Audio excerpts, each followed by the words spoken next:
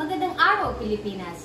Ako si Frixie Lasaka at ito ang kwento ng kasaysayan kung saan bubuksan natin ang mga lihim ng nakaraan. Lahat tayo ay kilala si Dr. Jose Rizal, di ba? Siya ang sumulat ng Noli Me Tangere at El Filibusterismo. Pero gaano natin siya kakilala talaga? Heto ang 10 facts tungkol sa ating pambansang bayani.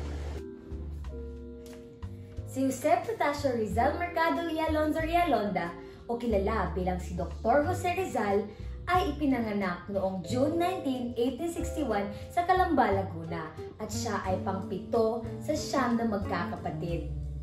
Pangalawa, alam niyo bang maraming wikang alam ni Rizal?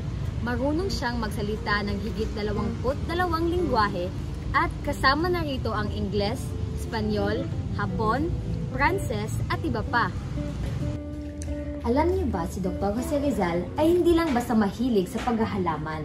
Isa siyang dalubhasa sa agrikultura at pagsasaka. Nagtapos siya ng agriculture degree sa Ateneo Municipal de Manila bago nag-aral sa Central University of Madrid. Nagtapos din siya ng degree sa land surveying na nakakatulong para sa kaalaman sa mga lupa ng mga gamit sa agrikultura. Pang-apat, nag-aral din ng medisina si Dr. Jose Rizal dahil gusto niyang tulungan ang kanyang ina na si Teodora Alonso na noon ay unti-unti nang nabubulag.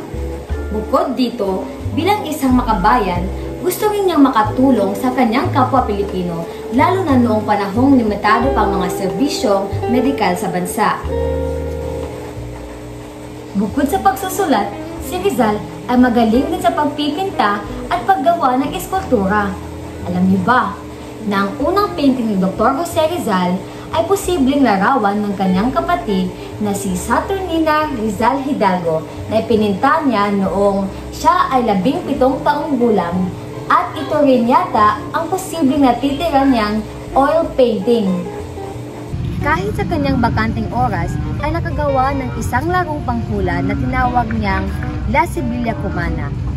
Sa larong ito, may 52 tanong at iniikot ang kahoy sa pangpatalos upang lumabas ang tamang sagot sa pamamagitan ng mga bilang at tahina ng aklat.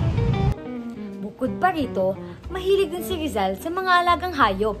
Isa sa mga minahal niyang aso ay si Usman, na kasama niya sa Calamba, Laguna. At hindi lang yan, si Rizal ang unang nakaimbento ng makina sa paggawa ng ladrilyo sa Pilipinas. Kayang gumawa ng 6,000 piraso ng ladrilyo bawat araw. Isang proyekto na posibleng may kinalaman sa pabahay para sa ating mga kababayan. At alam niyo ba, si Rizal din ang gumawa ng isang kakaibang pagsindi ng sigarilyo na tinawag nilang sulpukan, isang lighter na gumagamit ng kimikal imbes na apoy. At panghuli, bago maparil si Dr. Jose Rizal sa Bagong Bayan noong December 30, 1896, ang huling salita nito na binitawan niya ay consummatum est, na sa wikang Latin ang ibig sabihin ay tapos na. Isang simpleng pangungusap, ngunit nag-iiwan ng napakalalim na kahulugan. Tapos na ang kanyang misyon, ang kanyang sakripisyo, ang kanyang laban para sa kalayaan ng Pilipinas. Ngunit, mga kababayan, ang kanyang mga aral at adhikain hindi pa tapos.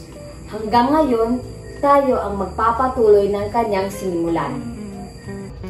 Ito si Frixie Lasaka, hatid ang makabuluhang kwento ng ating kasaysayan. Hanggang sa susunod at huwag kalimutan, ang bayang hindi marunong lumingon sa pinanggalingan, hindi makakarating sa paroroonan.